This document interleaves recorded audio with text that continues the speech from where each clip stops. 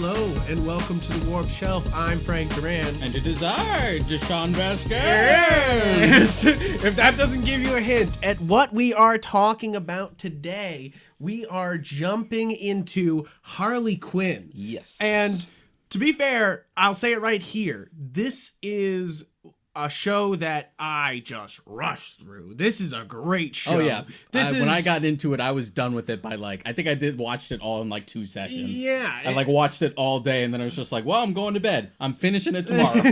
It's that good. Yeah. I've seen a lot of hate towards this show for just being a Harley Quinn show, and a lot of people being like, "Oh, it's just feminist bullshit," and you're just like, and you're like, "Shut up!" They literally make fun of it in one section. Yeah, later. right. They literally do it in season 2, where they're just like, "Shut the fuck up." First off, I love this show because it's the first animated DC show that's truly adult. Oh yeah, no question, no hold back. This is an adult show. Sex, drugs, murder, lots of murder, lots of fuck, and I love this show. I went from being like to being like, hell yeah at the end of episode 1. Yeah, I remember when this was officially announced. It's just R-rated raunchy Harley Quinn animated series. I'm like, I mean, that was kind of my reaction. I wasn't down on it, but I'm like, oh, let's see how that goes. Yeah. And then the initial teasers didn't really do much for me. I'm like, I don't know. And then it wasn't until after the show had already started, and then I started seeing clips like Psycho online, that I'm just like, this is fucking funny. Yeah, this is fucking wild. I didn't watch it for a very long time. I watched it this past week, strictly because I didn't have access to it, and I finally got HBO Max, and finally was just like, okay, it's time to watch Harley Quinn. That's got to be the show I watch. Yeah, being huge Batman the Animated Series fans, I'll watch anything that's, adjacent in some way, is basically it. And that's the great thing about this. This is for the people that grew up with Batman the Animated Series and then want, this adult. But then, grew up. Yeah, I grew up and actually want something different. And that's what this is. This is different. This is...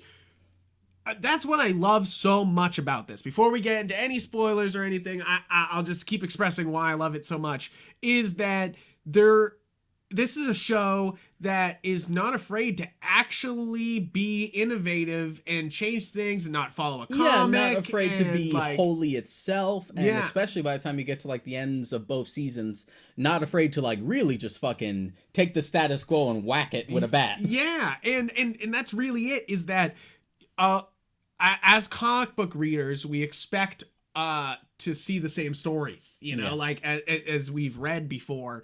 And that's what's great about this Harley Quinn show, is it doesn't exactly... Sure, they do have references to great storylines, and they make they reference directly the great Harley runs of Jimmy Palmiotti and Amanda Conner. There's a lot of influence there, and of course you have to have Mad Love influence and links to the animated series Inception. Yeah, and that's the thing, is this show takes all the things of Harley that people love and hugs it. Instead of a lot of shows that come out, and I'll point directly at the CW shows and be like, you fucking pieces of shit. No, I'm just kidding, but we're going to swear a lot this episode if you weren't fucking paying attention. We swear anyway. We swear anyways, but it's a Harley Quinn episode. I've seen our show listed on iTunes, and I just love seeing explicit. Yeah, you're like, ooh, yeah, that's fair. That's fair. But it's not afraid to be...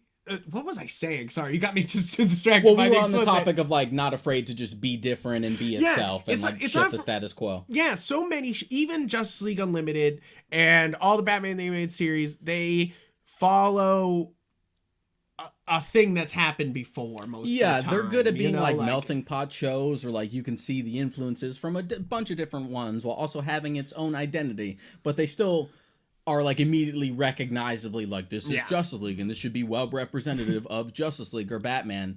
This is just we've taken Harley Quinn but we've really just taken advantage of the fact that this is her show. Yeah. And just like her, it's just going to be chaotic as fuck, and we're just going to do what we want. What we want, and that's really it, is I like describing this show as, because there's the series of like Deadpool versus the Marvel Universe. This is Harley Quinn versus the DC Universe. Essentially, is what this is. And I'm here for it, is basically it. Because I've said it before, and I'll say it again, DC's strength is in its numbers, in that it has a ton of great and iconic characters.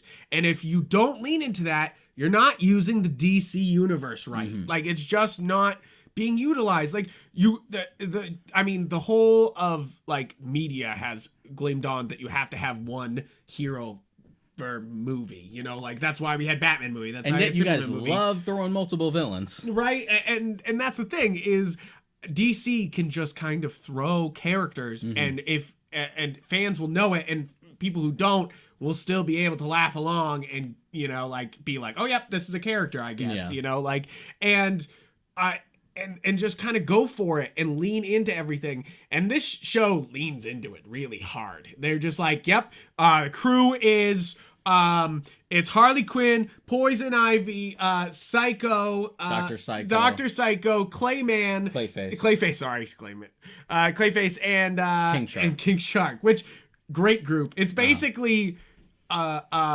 a low-rent Suicide Squad in a way, you know, where it's like, these aren't the Suicide Squad members, but, you know, like they kind of are, you know, like, it's like very sort King of Shark like, is, but like, they're all like sort of C-list villains, you could say, as far as like the rogues are concerned. I would argue King Shark's even lower. King Shark's really low. Like, I love King Shark. I'm always for King Shark. But I would say Clayface is definitely like C tier. I'd say Poison Ivy is maybe like a B tier Batman But villain. the thing I love about Clayface is, isn't he an animated series, like, original? Like, isn't he one of the, like, you know, like, it's one of those things that you're just like, he's got his popularity from the animated series, so it's cool to see him, like, but there were still elements of it, like they pulled mostly from like the Basil Karlo version of Clayface, although they kept the name from like the second more modern Clayface the comics had, but they took the element of Basil, which is specifically he's an actor, and that's the whole thing. That's that why like he does that's why he does all his changes.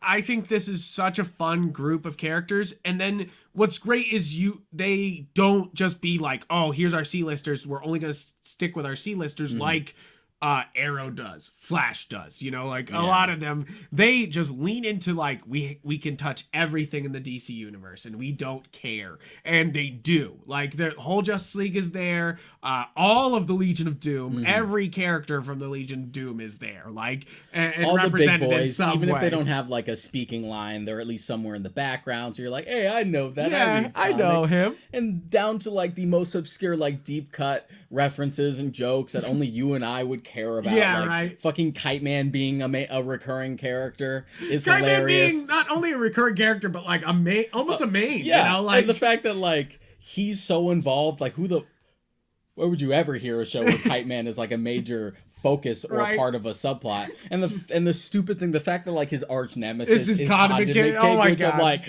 oh, this is a show after my own heart. Yeah, you're like, yes, now perfect. I just need Shaggy Man somewhere.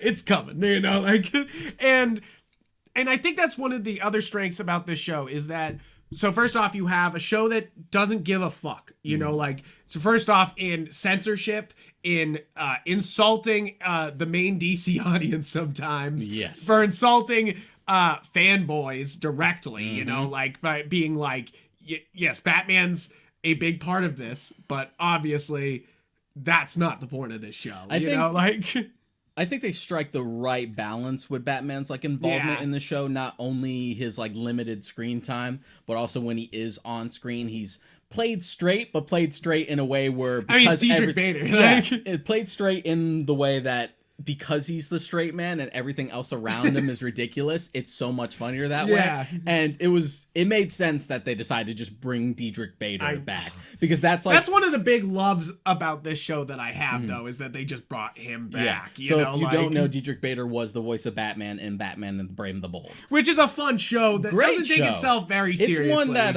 I feel like doesn't get enough respect. No, because it's a because kid people show. Assume it to be like sort of a reductive sort of sort of like the Adam West TV show. Yeah. In a way, where it's like sort of a step backwards, like maybe the Schumacher film sort of did. Yeah. We're like, okay, we're kind of past that. But it's like, no.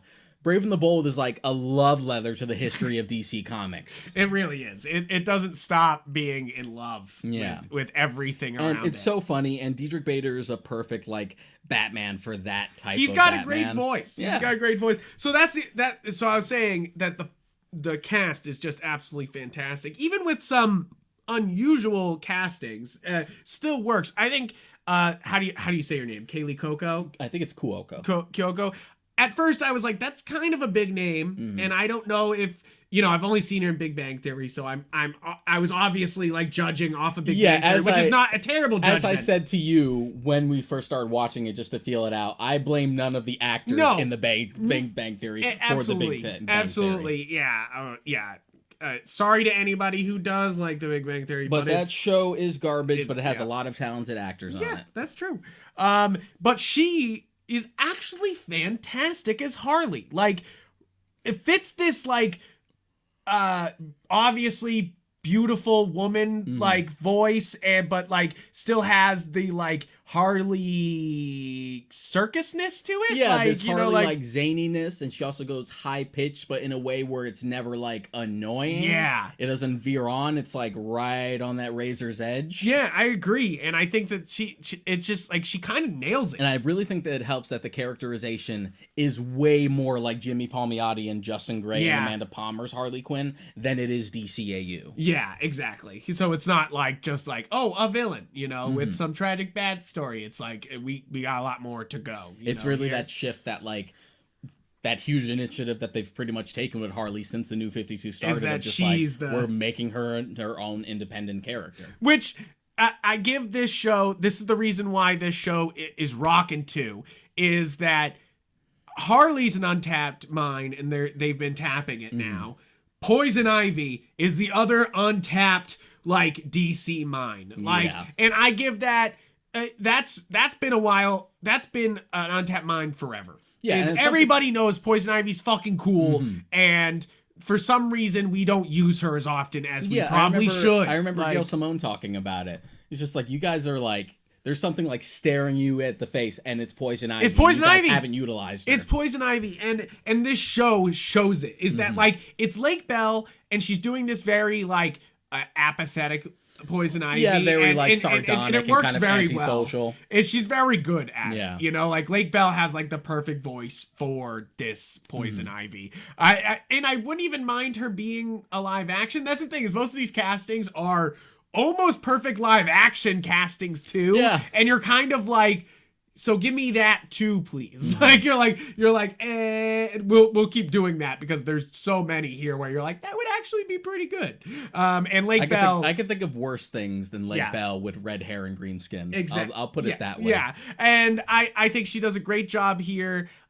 We'll get into more Poison Ivy stuff, but basically, this show gives Poison Ivy her like respect. That like she is this all powerful like almost unfucking killable mutant, and it's like, and she's kind of outclassing every one of the other Batman villains, and they never give her respect, basically. Like, but it's also at the point where she doesn't really care about like the reputation, she doesn't want that, because I like that they sort of they have like that modern twist on it, where it's just like, that character was created to be like an eco-terrorist because, it was at a time it's like, oh, you fucking tree hugger. But now that we're a little more conscious of the environment, they really just put it right at the forefront. It's just like, I'm an eco-terrorist. I don't think protecting the environment qualifies me as a fucking villain, but whatever. I do love that, but she doesn't exactly. And I mean, that's kind of the fun of this show too, is that they take Harley and Poison Ivy and they kind of put them in this not anti-hero role, because that's not what they are. They're just doing the right thing, like, even if it's ridiculous. I would say Harley definitely like leans into anti-hero stuff. Yeah. Especially towards the end of season 2. Or like, Ivy would be anti-hero and Harley leans a little more villain, especially at the start where she's literally just doing terrible things to impress the Legion of Demons. Yeah, right? And you're just like, Like, Ivy's just kind of doing her own thing. She's even like reluctant to say that she's even in the crew for a while. Yeah, she doesn't want in. The other castings that are fantastic for this, Alan Tudyk as Clayface is fantastic. And Joker. That's the thing. Alan Tudyk, we all know, is fantastic. He's always good. Always. Like, no question in my mind is he good in everything he does. I'm just happy to hear him in something besides a bit character or a fucking animal in a Disney movie. I know. I'm sick of... You're like... I love his joke in that. He's like, I went to Juilliard. I went to Juilliard, yeah. You're just like, yep. If you haven't seen that clip of him recording Moana, you're just like, yeah, that's about how it feels. I'm sure it's a good check though. Yeah, just Disney money. Just come in and balk. Like I remember we mentioned this in the Rebels episode, but like the fact that like Steve Blum was just like, I get paid more for one episode of Star Wars Rebels voicing Zeb than I did for the entirety of Cowboy Bebop. Yeah, that's crazy, right? You're just like what? That Disney money. That Disney money. My favorite though is, have you seen that clip with David Letterman and what's his name from DuckTales? I know what you're talking about. Yeah, I'm on DuckTales. David, I'm on DuckTales. He's trying to get him to talk about guilty pleasures. Yeah. And he's like, I like nice socks. I like nice shoes. And he's like, no, a guilty pleasure is like a private plane. He's like, David, I'm on DuckTales. And that's really true, is that there's a major disparity between stars of an animated show, money-wise, and or even non-animated, or even stars of like non-prestige television versus prestige. You know what I mean? It's true. It's like it's why it's funny HBO Max with all this stuff, because I'm sure they paid a fucking lot of money for this new Game of Thrones show that's coming up, and probably played a fraction of that for Harley Quinn, which is probably doing better in the long run than Game of Thrones blowing its fucking knee out at the fucking end, you know? Well, it's interesting that we bring that up, because I know there's a lot of conversation, not to get wholly off topic, but with Game of Thrones, there's an interesting thing to be said about how, as far as the public consciousness is concerned, it's like Game of Thrones just went away, but when you actually look at the numbers, that's not true. That's not true, yeah. Like, it still does super well on views, it still sells a shitload of Blu-rays, yeah. It's still effectively making its money. Yeah, it's like... It's more just people are hurt. Yeah. And I understand that. From an emotional standpoint, from an emotional standpoint, it's disappeared, but statistically, it's still doing well. It's still doing well. And that's the thing, is if you look at HBO, people are rewatching The Wire. What's the other HBO one? There's so many. But it's Game of Thrones, The Wire, and Sopranos. There it is. Sopranos. And it's like Sopranos HBO, or was it Showtime? No, it's HBO. I can't remember. I don't know. I could be wrong. I think Showtime, and I just think Dexter, so I don't know. Yeah, right. That's why I don't sign up for Showtime. Like, it's even if them being like, I'm gonna redo Dexter, I'm like, I don't believe you, and I won't fall for your bamboozle again. Like, do not bamboozle me, sir. I'm smarter now. Older. You never even finished the final season. I did. And even, I started it. And even for me, for like a lot of post-season 4 stuff is hit and miss, but there's still some like genuine good moments in there. The final season from like beginning to end was fucking trash. Yep. Like, come on. No. Like, even the Game of Thrones final season had the Battle of Winterfell. Even that was pretty sick. Yeah, right. Dexter had none of that. none of that. So keep going on the casting. Alan Tudyk is absolutely killing it, not only as Clayface, because he's hilarious. You did a great impression of Clayface earlier. It is I, Deshaun Vasquez. And he's so fucking funny the entire show. He gets a lot of mileage out of that one joke. It is I, Frankie Muniz. It is I, the Aquaman. It's so fucking good, and I absolutely just was like enamored with. I also love love the idea of a classically trained actor making fun of bad actors. Yeah, right. Who take it too seriously. And then probably my favorite casting in the entire show is Ron Funches as King Shark.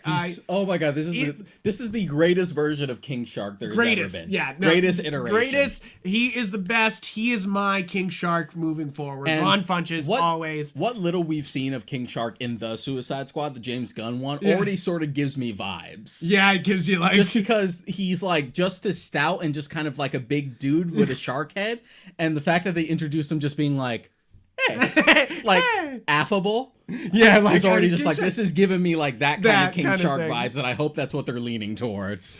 Something more like that. Yeah, I love. First off, Ron Funches is a great stand-up comedian. I think that his stand-up is so damn funny. I've watched all of it on YouTube. I think he is so good. And then first off, to see him also lose weight for movies is wild too. I think he's one of those guys that you're just like, wow, you were like this big lovable dude, now you're like really tiny. No, but what's great is, yeah, good for him, really good for him. Like, holy shit, I can't believe that. I inspiration. But like just see him still not change his voice, and still be him, is always good, And like, it's weird that like King Shark, the giant shark man who sometimes eats people, is like the heart of the group. Yeah, right. And he's just like the nicest guy in the entire crew, and he's like genuinely a good person. He's just prone to anger sometimes. Probably my favorite joke they do right at the beginning is like, oh, I'm bad around blood, and they just think he'll like faint, but then he just like goes crazy shark and eats a bunch of people. Yeah. And they're like, oh, that's what he meant bad around blood. I thought he just meant he got a little faint. He's just like, so did I. Easy mistake. How funny. And then that's also one of my favorite episodes with Robin, being like, I'm your sight. I'm your arch nemesis. She's like, no, like, it's just so wild. And it strikes the right balance of just like, it could be any Robin, but it also has like the real Damian arrogance, because it is Damian. It's Damian. But he feels more just like a composite Robin, but he has that like, oh, these fucking plebs will eat up anything I say. I'm like, that's definitely Damian. Yeah, you're like, yep. Just like, don't patronize me, father. It's unbecoming. It's like, that's definitely Damian. It's such a, oh my god, I have such a soft spot for Damian, so I was so happy when he was like included. They kind of like took him out after a while, and yeah, like, he only had like a minor appearance once after that when Batman went missing. He tries to dress up like him. Right, that one's pretty funny too. You're just like, yes. Dr. Psycho by Tony Hall. Like, Hail. First off, this guy's always playing such nice guys, so it's so funny to like, he's Forky, he's Arrested Development, like, and to see him play like guys screaming the C word at things, like, you're like, yup. Yeah, he's in Veep as well. Yeah, he's great in Veep. He's so funny. And Kite Man is Matt Obering, which is, he's always good. I feel like he just shows up and you're like, but that's not even the big names. We go right to the big names. Cyborgman from the Jimmy Palmiotti, Amanda Conner stuff, which is such a Jimmy Palmiotti, Amanda Conner character. Yeah, like Cyborgman, the wheelchair-bound landlord who used to be like a secret agent, and they do him so well. Like, I'm sure for people who've never read the comics, he's such a fun character, and they're like, where did he come from? But for us who have read it and like saw where he came from, it's kind of like, yes, this is perfect Psy. Like, this is exactly what I was reading on the page put onto animation. And that's what I meant about this show being like its own thing, but will usually just give you a big like, thanks for reading the comics, here's a fucking great little bit about this, and you're like, hell. And he's voiced by Jason Alexander, which is great. So good. It's I can't even remember the last time I heard Jason or seen Jason Alexander. I know, he's so fucking good as it too. It's one of those things that you're just like, yes. Same thing with Wayne Knight. I can't even remember the last time I saw. I think the last thing I saw Wayne Knight in, specifically, was like Punisher Warzone, because he played Microchip in that. Yeah, and you're like, wait, what? You're like, where'd you come from? The fact that he voices the Penguin in this. I know, and he's so perfect. It's one of those things that like Jason Alexander Psy is a perfect casting because he sounds so right, like, and so does Penguin. Like, he just Newman basically talking out of the Penguin is so fucking perfect. Yeah, it's like, it's almost sad they didn't use him before, like, I felt the same way about Sanaa Lathan as Catwoman. Yeah, because I've seen a bunch of movies with her in it, and I'm just like, how the fuck did we not cast her as Catwoman? Yeah, how did we not cast her as Catwoman? How did we miss this? How has this not happened? And I love that Mr. SVU Christopher Maloney is Commissioner Gordon. Probably. Like, I love Commissioner Gordon anyways, but he is one of my favorite parts of this show. Yeah, this Commissioner Gordon is just like, he's lost it. He's like super unstable. It's like sort of a realistic portrayal as to what Gordon would become with all this like super villain shit and danger at every turn and like a bomb's gonna go off. Yeah. Like he would just go nuts. So that's exactly what they do here. He's just like, he's just gone fucking nuts. He's gone fucking nuts, and it's so fucking funny. If you thought him as the cook in Wet Hot American Summer was really fucking funny because it's just him screaming ridiculous things, you'll also love Commissioner Gordon because it is very much the same. It's not the first time he's voiced something in a DC property either. He actually voiced Green Lantern in First Flight. You remember that one? Yeah. And he was good. He was good. Good as Hal Jordan. And he's good. That's the thing, is he's really good here as Commissioner Gordon. Yeah. Like, it could be such a bit like just funny because he's losing it part, and it's so much more the whole time. I'm glad that like he seemed to have found his true calling with comedy. Yeah, because everyone had seen him as like the SVU guy, just like the serious like tough guy, and then the moment he stopped doing SVU, he started doing ridiculous shit. Like he's in the Harold and Kumar movies, playing these like ridiculous parts and stuff, and the Wet Hot American Summer, and you're just like, all right. And then I also love JB Smoove as Frank the Plant. I love any Frank in a movie and a show or anything, and JB like, Smoove being Frank is and it's clearly a parody of Audrey 2 from Little Shop of Horrors, and it's perfect because I feel like if we did a Little Shop of Horrors remake, they probably would actually cast JB Smoove the part. He's just so good. He's got that voice for it. He's got the voice, and I just love it. Jim Rash as the Riddler is also another one where you're like, that looks so right in person, you know, like you're just like, yup, okay. And of course this wouldn't be James Enderman as Bane is not a perfect in-person casting, of course, but of his voice as this Bane, much like we did with like the Lego Batman movie, we're going for another like imitation and parody of Tom Hardy's Bane from The Dark Knight Rises. And it's so fun. It never gets old. Funny. It's a little one note in Lego Batman, but the way he's characterized as like this joke of a character, this like joke of a villain who's actually the nicest one in the bunch, but everyone just shits on him, is so fucking funny. It's so fucking funny. I love it. I'm gonna blow up this bar mitzvah.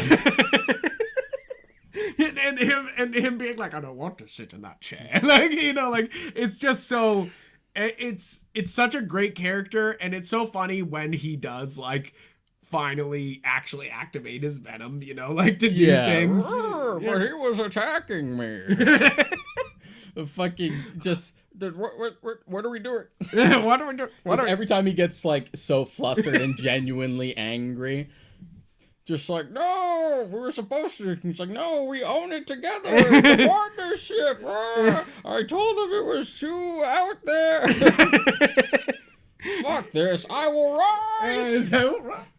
The parrot. Oh man, the amount of times, because I got Rob. I was just like dying the whole time at him. I got Rob into the show as well, which is good because I needed to rewatch it for this. Yeah. And the amount of times we have now quoted him, especially specifically, oh fuck this, I will rise. So it's one of those things that's like such a one-note joke, and for some reason it tickles me constantly. And like, because again, and we'll get into this with like the spoilers, but given that they're not afraid to like straight up just fucking kill somebody off, when Bane fell into the fire in the pit, Rob was just like, oh, don't tell me they killed off Bane. Don't kill Bane. But then they show that he's actually alive later. It's like, oh, thank God. Keep Bane around. He doesn't deserve that. Yeah, you're like, that's not. I also love Andrew Daly as Two-Face. Just because Andrew Daly is such a funny in-person comedian, like, and he's just got that perfect, like, I'm a nice guy voice, you know, like, it's okay, you know, like, and to hear him also do the Two-Face which parts, of course is like kind funny. of Brooklyn and kind of rough and tumble, you know.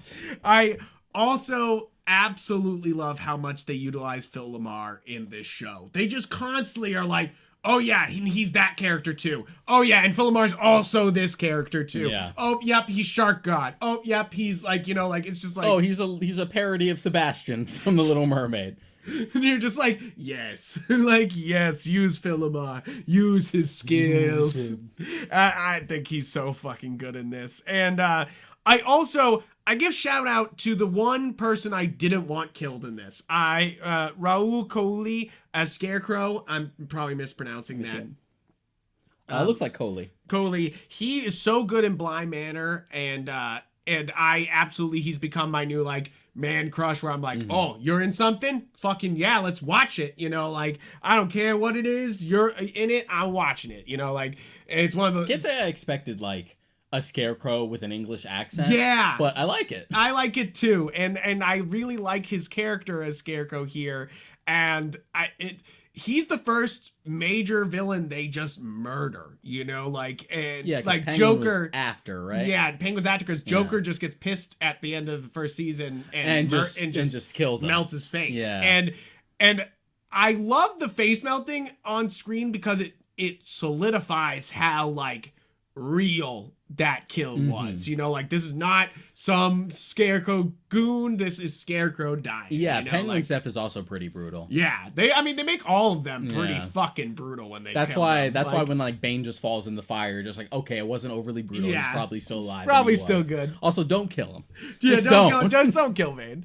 But I really do respect this show for having the balls to just kill a character. You know? And like when you're talking about like when they made the joke that like, oh, fucking Ivy fed Condiment King to a plant. Right. Like, it's like, whatever. That's funny. Whatever, Yeah. It's Condiment King. But when you kill off, you're like, when you fucking off Scarecrow and Penguin, like, it really shows that you're not afraid to, like, fuck shit up. Yeah, you're like, oh, yeah, they're gone. Like, we're not using them anymore. And I really appreciate a show that has the balls to do that, especially in the DC universe, when you're always like, but what if we want to use this character later? Death you know, in comics means nothing, and they'll be back. Yeah, and so I'm really, I give this show a lot of credit for having the balls to just murder some people, you know, like, and you're just like, that's totally because cool. Why not? You can. It's a show. It's its own thing. It doesn't have to go on forever. To keep the casting going, I'm gonna mispronounce his name, but Lex Luthor. Giancarlo Esposito. Oh my god, he is perfect as Lex Luthor. I'm glad that Lex is a little more on the comedic side, because I've said this before, I love Giancarlo Esposito, but ever since he played Gus Fring in Breaking Bad, they typecast him so hard. Yeah, it's kind of like what's his name from Inglourious Bastards, that they were just like, I know what you're talking about. His name's escaping me right now. But you're just like immediately like, oh yeah, he's a villain forever, and you're just like, no. It's like, no, he has range. Yeah, you can see that in Django Unchained. You're like, don't. It's like, he has range. He doesn't have to play villains for the rest of his life. Yeah, and that's what's sad. Yeah, in the next, what is it? The next Call of Duties, he's the villain, or next Battlefield, or something like that. He's one like of the them. Villain. He's basically playing Gus Fring again. Yeah, where you're just like, oh. Okay. Don't get me wrong, I love Gus Fring. He is like probably the most terrifying TV villain I've ever watched. You need to watch Breaking Bad. I will. I love James Wolk as Superman. I think he's just fucking perfect, you know, like where it just sounds right, and you're just and I love how much this show shits on Superman. Yeah, it's funny, it's a little sly, but he's also like, he's a little smarmy, but he's also like genuinely nice still. Yeah, I love that he's genuinely nice, how bad his puns are, and everyone being like, oh, like when he does a bad pun, because he's just trying to be like on comics Superman, and everyone's like, no, don't do that. Stop that. And I kind of love that, like, fourth wall, like, Superman says some stupid shit sometimes, you know, like, but I also love that how willing he is to shove people in the Phantom Zone. Like, I love how trigger happy he is. Yeah, just like, get in, and we're gonna shove you in the Phantom Zone forever. And you're like, no, wait, stop that.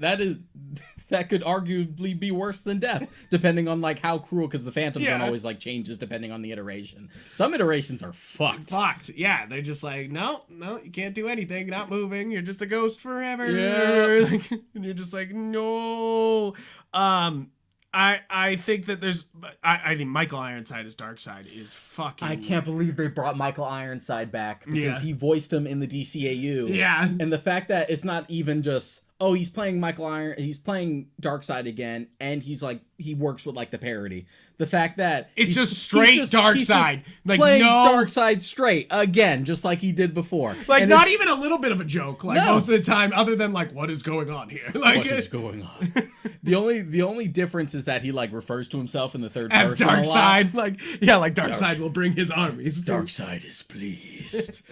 It just reminds me how much I love him as Darkseid and why he's the perfect voice. Yeah, because it strikes that right balance of just like, he's regal, he's intimidating, but it's not just generic, deep, bassy voice, you know what I mean? Yeah. Which I feel like they fall into that trap a lot for Darkseid. Yeah. It doesn't have to just be like generic, deep voice guy. It can have like some like nuance and like sense of age and regality to it. Exactly. And I feel like they should just bring him back for Darkseid in the live action, you know? Harley Quinn, you have proven yourself. So like, oh man, I just miss I just miss a good Darkseid voice. Yeah, it's so good. Wanda Sykes as Queen of Fable is fantastic. Yeah.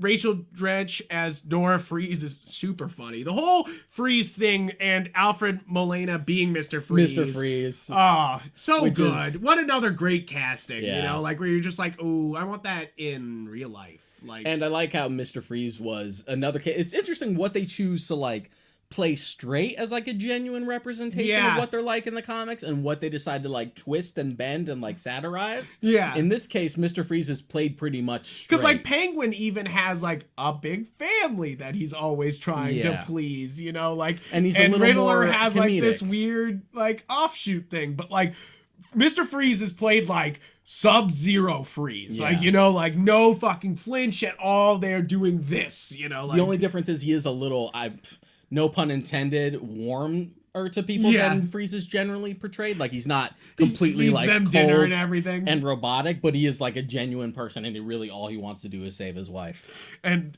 that's the super funny part about it too. And the fact that he just dies to save her, but is happy with it. But then his wife ends up just like rebounding with Maxie Zeus of all people. You're like, oh, which Will Sasso is Maxie Zeus. Oh god.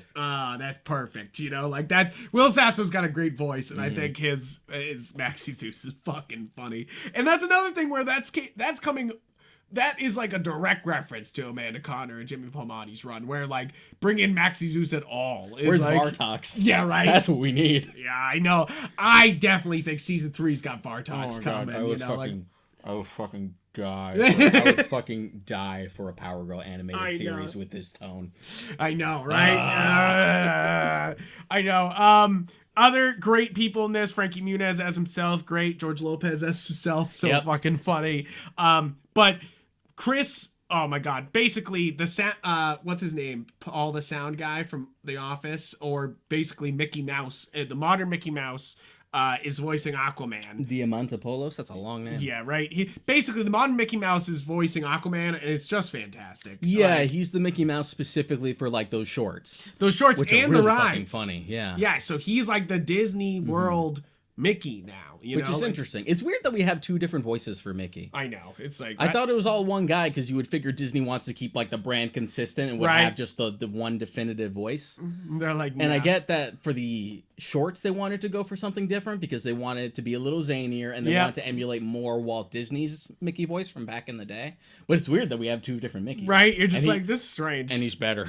Just make him the main. Yeah, you think he's better than compared to the main one with like the more like toothless Mickey. He's also like the Mickey in Kingdom Hearts. Yeah, he's way better. He's oh god, yeah. The Mickey in Kingdom Hearts is not. Yeah, I mean the way they play Mickey the whole time, where he's like, I have the Keyblade now. From days onward, it's a little awkward. It feels like an impression that's about to break. Yeah, it's straining instead of him who does sound like Mickey the entire time. The last time we got like Wayne Allwine, who had voiced Mickey since like the 70s or 80s, was like in Kingdom Hearts 2, but then he passed away. Yeah. And once he got the replacement, it really felt like a replacement. Yeah. And he still hasn't really warmed to the part. It feels like you still feel like you don't hear Mickey Mouse, you hear the new Mickey Mouse. Yeah, you know what exactly. I mean? Kind of. I think they've done a good job with Winnie the Pooh. And I think that's one of the ones where you're just Jim like, Cummings. Jim Cummings is just like obviously Pooh, you know, like where you're just like, yep, okay. Also, for the record, Christopher Robin's good. You should see it. I know, I want to.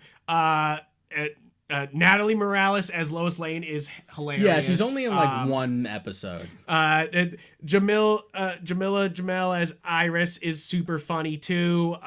For that one like little bit with Iris in there, you're just like, okay.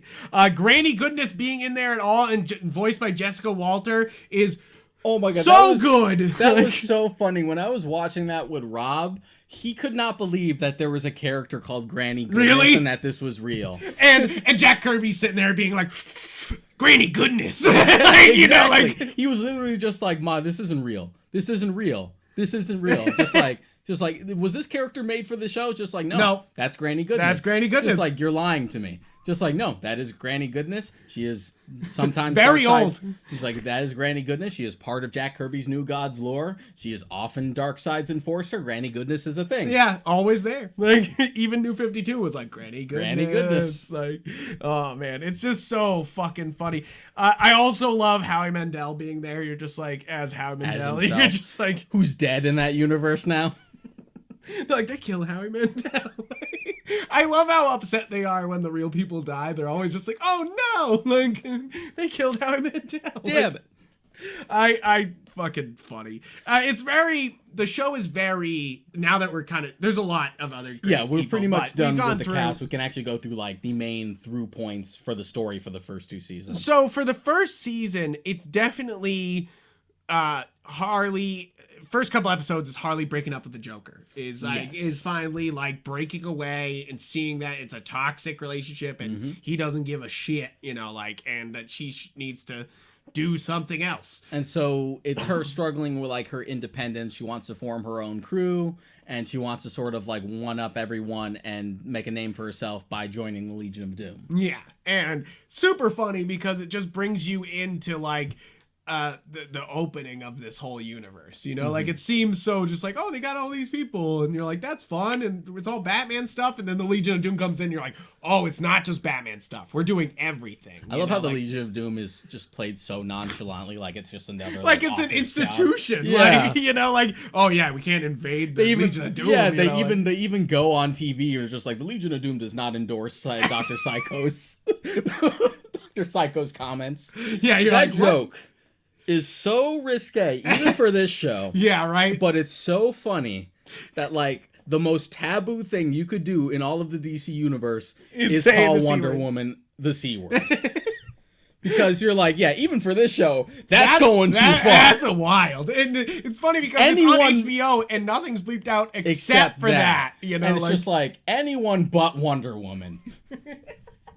And the fact that it's like played so serious as it is, like the birds stop in their tracks, the fucking world stops spinning. You're like, yeah, that seems about right. Yeah, that seems about right. So funny. And it's funny. You see like the fall of all the characters that join Harley's crew, and then they join Harley's crew, and it's pretty great. Like it's just like it's a fun little like get together, and then they just cause chaos. Like like pretty much it. Like she gets her crew, and then just is like, all right, time to fuck shit up. Yeah. Like,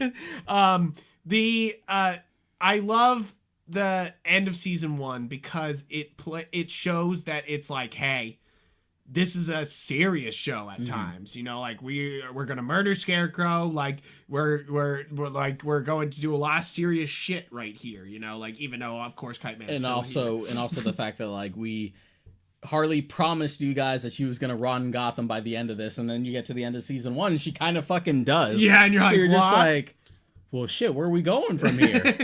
and that's what I love about the first season so much, is that, like, it like, presents the gun, and then it uses the gun, like where, a lot of shows will say a thing and then that obviously takes 5 fucking seasons. Yeah, it's like the ultimate end game, but they're just like, nah, first season, baby. Where do we go from here? Figure it out. Figure it out. And that's what's great about the show. You definitely feel that very Harley Quinn versus the DC universe there, where she's like, she takes down Joker. The Justice League is gone. The Legion of Doom got fucked up, and Gotham is no longer is now no man's land, which I love that. I love that they go like no man's land like right away. Season 2, baby. Yeah, if you don't understand, Nightfall and No Man's Land is probably one of my favorite Batman things. Yeah, they're both big ongoing storylines, like by Chuck Dixon. In Nightfall's case, it's about like Batman losing to Bane, breaking him, Azrael taking over his mantle, and how the fallout from that happens. And in No Man's Land's case, it's literally Gotham becomes No Man's Land, so the city is. I thought they were gonna do a little bit of Nightfall when they were doing like, there was Damian dressed as Batman, and I was like, okay, give me Azrael, like let's make this joke happen, and because then they have, they bring in, that's the great thing about this show is that it doesn't play, it plays that all these things exist and then creates things in its show continuity. Yeah, it's sort of like in its own little nexus in the same way that even though this isn't comedic, the Arkham games are pretty good about that. Yeah. Where it's like this composite of just like most of the definitive stuff has happened already, but maybe not in the way that you think. But it's sort of in this place where, or it's happening right now. Yeah, like it's like Nightfall's happened because it's referenced, but this is clearly a different universe. Mm-hmm. And so like some things have happened, some things haven't. Yeah, and I think they really lean into that with season 2. Mm-hmm. I feel like, and I mean, season 2 is a lot. It's her getting revenge the entire time because, to finish up season 1. It's like, it's crazy. You think that Poison Ivy's dead. Of course she isn't. Yeah. But like, you think she's dead. And then, and Harley actually like beats the Joker, takes the whole tower down, basically is running Gotham. But of course the start of season 2 is just like, no, you're not in charge of Gotham. You're not in charge of Gotham. So now all the remaining rogues are like pretty much have taken a slice of the pie. Yeah. And they all have their own territories. Bane has Baneton. Two-Face has his own territory. Riddler has a university now. Yeah. And I love this because it's kind of a mix of No Man's Land, and it's a little bit like a fun video game type thing, Like if this was a video game thing where they took over, I'd be like, yeah, that makes sense, Like that's what these areas would be like, I feel like that Riddler U section of it is probably the best implementation of Clayface that we've done. Yeah. Because what about Tudyk? Yeah, because Clayface does sort of come off as one note sometimes with the one joke in the way that Bane does, but you don't get tired of Bane. Yeah. I feel like it sort of gets old, but I think we need more stuff like that where he goes like fucking deep. And he's like too much in the role. Too much in the role, literally becomes a college girl, gets a boyfriend. It's ridiculous. She's like, what about Tony? I can't choose. Just, oh my God. Yeah, that whole episode's really funny. I just want to be a fly on the wall for like Alan Tudyk in the booth for like some of this shit. Right, he's so funny. And that's what's so great is so they kill. You think they killed off Joker, but of course they're not going to kill off Joker because that's always the fun thing. But they still change things. Like that's the great thing about here is that they stick to their guns a little bit, but they change the status quo enough that you're not like, oh, well, they didn't kill him, like you're like, oh, okay, Joker's lot is now Jack Nate, basically like Jack Nate. So he's lost his memory. He fell into the Joker. chemicals again, so he sort of reverted back to the normal human form, and he just kind of becomes like this milquetoast, just like Goody Two Shoes guy who pretty much starts his own family and everything. Yeah, right. So like, funny, huh?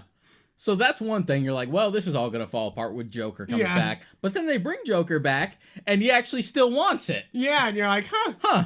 Okay. All right. Even like Batman pretty much sums it up because he has no idea what's been happening because he's been knocked out. He's been recovering, so he's just like, well, Joker's been going through some changes.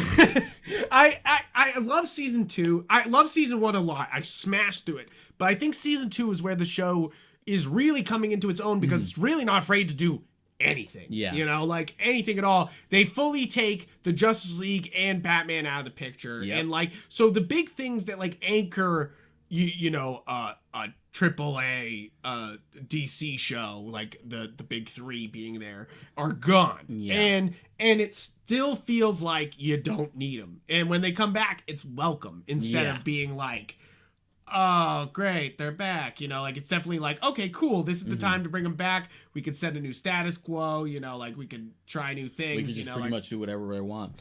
So I love the beginning of the season 2 episode that primarily focuses on Batman, where they make fun of toxic fanboys. Yeah. Just like the noise I made, I'm pretty sure I snorted when I first saw it. And something's really funny when you accidentally snort laugh. Yeah, like when I saw just like the 2 fucking fanboys, one wearing a shirt that says release the Snyder Cut, which makes me laugh even though it's on HBO Max now. And I'm one of those people who wants the Snyder Cut, but I'm not a fucking psycho. I have to clarify. I like the DCEU, but I'm not crazy. Yeah. But also the guy with the shirt that says The Last Jedi is not canon. Yeah, you're like, oh, shit. Shots fired. So and stupid. just like how on the nose they are about like, Harley Quinn, SJW, garbage, blah, blah, blah. Oh, this episode doesn't have her. It's just Batman. Okay, but we're going to hate watch it. We're going to hate watch. And then, it's funny because it's the only episode in the entire show where they do not have Harley or Poison Ivy. It's just a Batman and the episode. Fact that and it's so much fun. And the fact that a book ends both the beginning and the end of the episode are just like, okay, that was pretty good. Let's watch the next one. Oh, we have to wait for another week? Oh, this distribution model is so outdated. Whatever, let's go torrent some hentai. You're like, Jesus Christ. I know, it's unflinching. It's just like, no, this is what we're gonna do. And that's what I kind of love about the show is it's like fourth wall breaking, knowledge of its fan base, and like and being its own thing, you know, like it's weird how many pot shots it takes, even at like the hand that's feeding it. Yeah, right. Like the HBO Max thing with the Snyder Cut, or the fact that like the joke that was just like, why would I be interested in some feminist garbage that like barely has Batman in it? It's like, you watched all 6 seasons of Gotham. Yeah, you watched all 6 seasons of Gotham. I love that shit. Yeah, that was like, great. You're like, yes. Yes, good. You know, exactly. Gotham fucking sucks. Ugh. You know, like, compared to this, like, this is one of the best Batman-related shows that has come out in a very long time. And I will unflinchingly say that because there's not much, you know, like where it's coming out show-wise. Yeah, post-animated series and like basically anything DCAU related, you had just hit and miss stuff. Like the Batman was okay for what it was, but it didn't really measure up. Brave and the Bold was really good, but it didn't really get the same respect it deserved, and it wasn't a serious Batman show. It had its moments for seriousness, but it was trying to emulate a different thing. Yeah. After that, Beware the Batman was okay, but it was kind of short-lived, and before it ever really hit its stride, it was gone already. Yeah, that's true. And that's the thing. It's like, yeah, there hasn't been much, you know, like, and this is definitely one of the better ones, and I absolutely recommend. And I know plenty of fans like get sick of like what they call, because you show anything or try to like prop anything up, and it's always like, oh, they're shoving us down our throat. I'm so fucking sick of Harley. It's a different perspective for me because I grew up with the DCAU. I've always liked Harley as a character. Yep. And just making her independent and just improving on what was already there is fine by me. Especially since you're pulling from the right runs. Even Birds of Prey, while it still has a lot of elements from like that Suicide Squad aesthetic that they're a little afraid to push away too hard to make it feel too jarring. Yeah. Does pull a lot from the Palmiotti and Connor stuff too. Nice. And I haven't seen Bop. I haven't seen the Birds of Prey. What you have? How do they compare? How do they look next to each other? I would say this feels like it has a firm grasp on its identity a little more. And it's a little really more unflinching. I think Bop is happy to like finally just emphasize Harley and like try to get away from like the Suicide Squad representation, but it's still a little beholden to that style, but it's also a much more polished version of Suicide Squad. So you're sort of like in this weird middle place where like we're slowly getting there. Like even look at Margot Robbie's look for the Suicide Squad and you're like, okay, straight up black and red. I keep noticing that her tattoos disappear little by little. She has like less every time we see her. Yeah, you're like, oh, just like you're just slowly erasing it. Just do it little by little so no one notices. Nobody sees that she just doesn't have any tattoos anymore. You're like, whoops, whoops. But and that's the thing is, I think that this is so great about knowing what it is. And I'm sure shows like Doom Patrol sort of feel like this, where it just knows what it is and it's going for it and shit, you know, like this is what it is. That's a big one I need to like watch. Yeah, I'm missing Doom Patrol. I want to really bad. I think that I need to watch that, and I need to watch Umbrella Academy. I'm gonna say this. I'm done with the first season, and I love it. Real fucking sick of people telling me I need to watch Umbrella Academy. Yeah, because I told those same people years ago to fucking read it. So when people come at me just like, yo, have you seen Umbrella Academy? Shut the fuck up. Shut the fuck up. I read the first 2 volumes years ago. I got the third one. Yeah, I got the third one. I'll get to the show when I get to it. Goddammit. I got the third one. That's the thing is, I almost don't want to watch season 2 without reading this third book to see if they're referencing the third book at all, if they're just going to be like, moving on to something else. And I feel like this, every time this happens, just like, when Preacher came out, and that sucked. Yeah. Why the Last Man's getting a show. I hope it's good. We'll see. We'll see. I know Paper Girls is getting an adaptation. I'm sure a bunch of other stuff I love will get it adapted too. And then suddenly people will ask me if I've heard of it. It's just like, yes, I have. Yes, I have. It's literally right behind me. I also want to give credit to this show for having, first off, not only having great character design, because it's definitely a different art style from all the other animated series. People look different. There's a different style to them. It's definitely its own thing. And I give a lot of credit to It that. is interesting when certain characters are just straight up their DCAU look, though, sometimes. Like when Jon Stewart shows up, just like, yeah, that's straight up just... Yeah, you're like, they didn't DCAU even look. fucking change him. Yeah, they like, didn't even, like, change him at all. They're just like, here he is. And I love that. It's just Phil Lamar again. You're just like, you're like sick. You're like, hell yeah, dude. Like, and I also love the animation in this because this show is also not afraid to show off that it actually can have good animated fight scenes, you know, like, because it's definitely a comedy show, but it knows it's a Harley action show also, and is not afraid to like actually have some good bat combat, some you know, like showing off some like high-powered Poison Ivy, you know, like, and that's really where the action really excels, is like Poison Ivy really showing off the things she can fucking do, and there's a lot. Like, and you're just like, damn, okay, like, she is very powerful. Very powerful. More than you would think. Maybe not Swamp Thing powerful, but, you know. But close. Ain't nobody Swamp Thing. Ain't nobody Swamp Thing.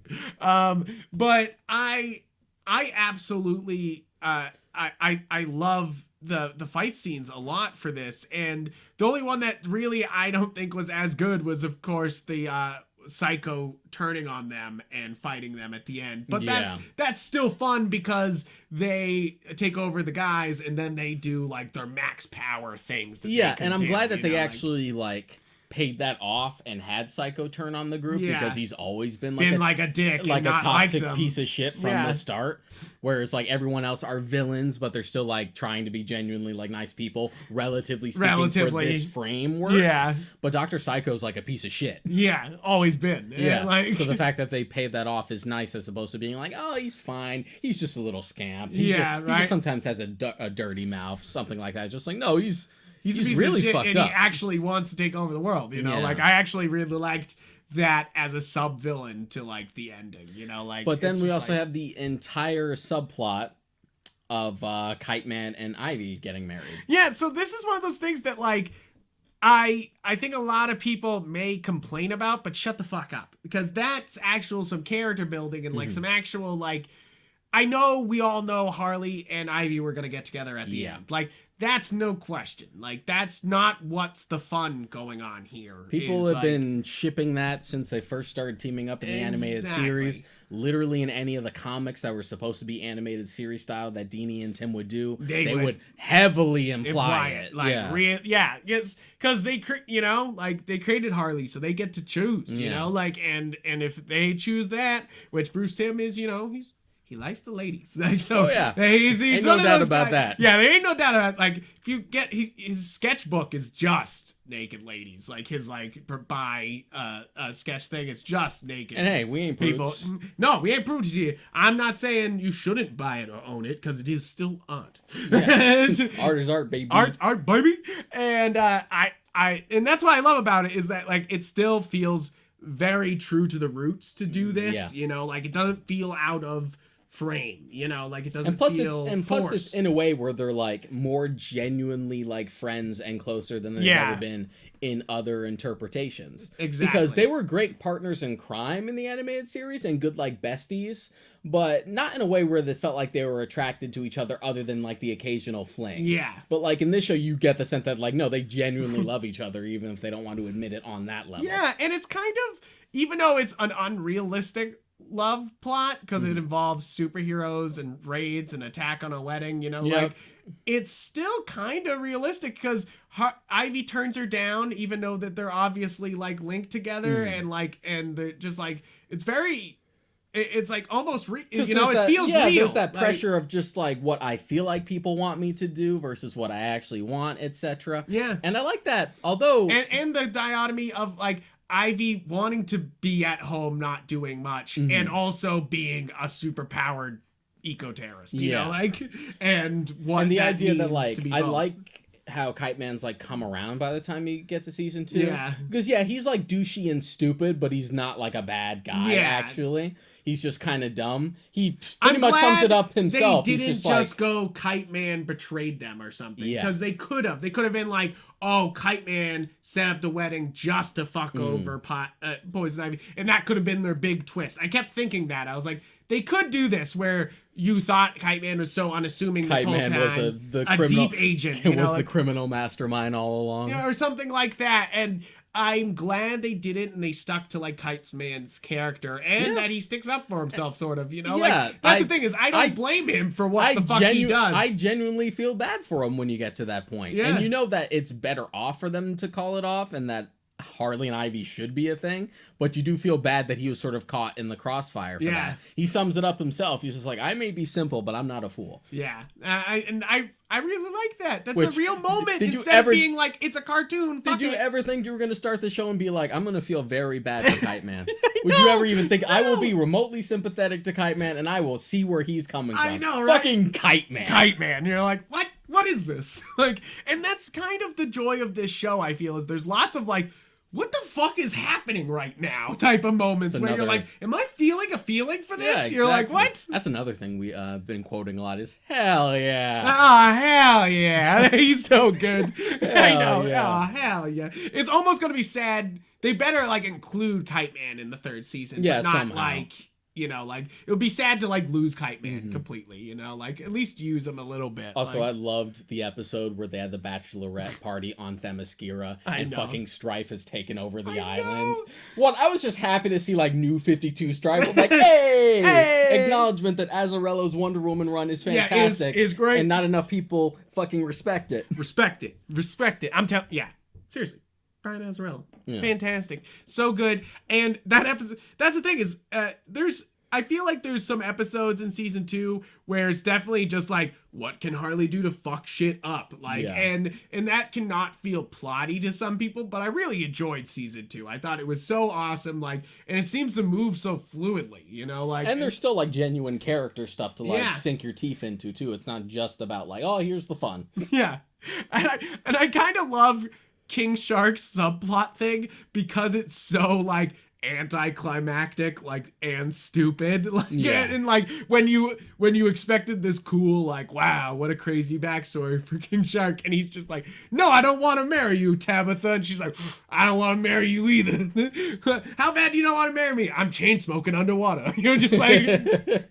Just like, whatever, I married her, I'll just have a mistress. You're like, oh, okay. All right. Yeah, exactly. And they like solve the problem so fucking wild that you're just like, okay. This show literally, as a comic book reader and as a movie watcher and as a reviewer, we usually can predict things. We can watch something and be like, yep, that's going to happen. This show surprised me so often that, and anything that really does surprise me in any way, I always find some joy in. If I'm like, wow, holy shit, I didn't see that coming. That was actually pretty good. And I try not to begrudge like a twist for me seeing it coming, because that doesn't mean it's not effective for what it is. No. Like, I tell people this all the time, even though they don't believe me. I saw the ending of 7 coming. Yeah, you were like, yeah. Not Gwyneth Paltrow's head in the box, but I figured that Brad Pitt's character was going to be Raph. Yeah. I figured that's what they were going with that. So that paid off. I'm like, I do, except that's a good movie still. I think that Usual Suspects fucking falls apart if you figure it out. Yeah. And I figured it out first minute. Like, I know everybody's like, oh, but it's Kevin Spacey, you knew that. But it's like, no, like I knew it right away that he was Kaiser Soze. Like, it wasn't even like, oh yes, he's the star, so yes, he is. It's like, no, like, come on. Like, the plot just gives it all away, and it just holds its cards out too far, and you're just like, did you want a mystery, or are people just dumb watching this and not getting it? I'm pretty good about that. Spoilers for any Mistborn readers out there. I also saw coming that Sazed was the hero of ages. I sniffed that out at the beginning of book 3, and all my friends who had read Mistborn book 3 were like, how the fuck did you see that coming? And that's the thing is, like, as people who create things, we see that coming because we've we've worked on that type of stuff. We consume stories like that on a regular basis, and in both our cases, we like to create ourselves. Yeah, so it's like it's one of those things that we understand the feelings and the motivations behind these stuff. So often you can see through it, and Harley Quinn surprised me often. I was often like, wow, holy shit, oh my god, and in such a good way, in such a oh, this is just so much fun. Oh my god, I can't believe they did that. In a way where you had told me when you had just finished that, you know what, if this was it, I'd be fine. Yeah, I'll say it again, is that I didn't know there was a season 3 coming. Yeah. And when season 2 ended, I was kind of like, if that's it, that's great, because you end up Harley and Ivy together, and all the other subplots are kind of wrapped up, and you're kind of like, cool, all right, we're done, which I would obviously find sad, because this is a great series and probably could go on for a really long time. Yeah. I see something like a 6 or a 7 season thing. I think 5 to 7. Yeah, I think that's the range of this show. And I think, and to be honest, I think for most shows, unless you're something like Doctor Who where you're designed to keep going forever, I feel like most shows have a really hard time really justifying anything more than 5 to 7 seasons. I agree. 5 seasons tends to be the sweet spot. Yeah. 6 seasons of a movie. After that, you start to push it. Yeah. It's it's definitely one of those things that writers can get stale, I feel like Schitt's Creek did the right thing of just bowing out. That's also tends to be the end of a contract, so sometimes the showrunner leaves and a new one comes in and it doesn't feel the same. Exactly. There can be a lot of things that go wrong, and right now everything's going right for Harley Quinn. That's the reason why I was like, if this is it, I'm cool with it. But season 3, yes, yes, because this cast is fantastic. The plot's been great so far and unpredictable.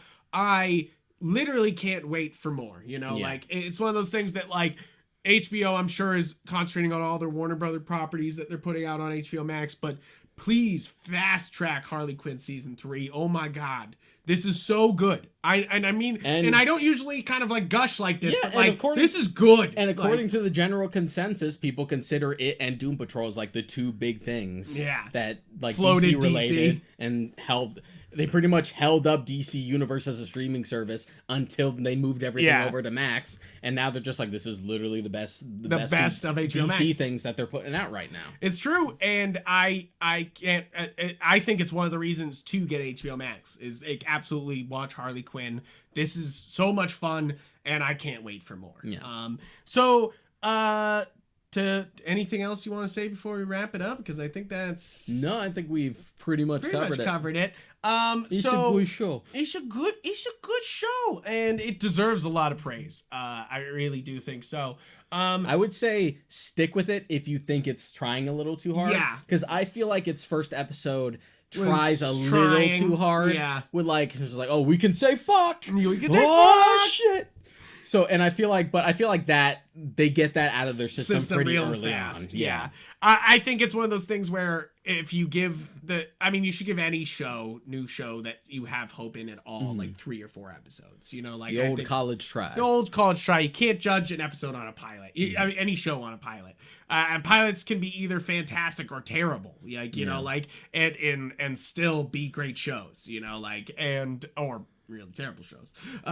But Harley Quinn's fantastic so far. I can't wait for more. I want more of this Harley too. Just fucking go ham on this fuck it Harley, this whatever, fuck it, and let her kind of roam, kind of like a Deadpool, kind of just do it. Yep, cool. Oh yeah, why not? Why not?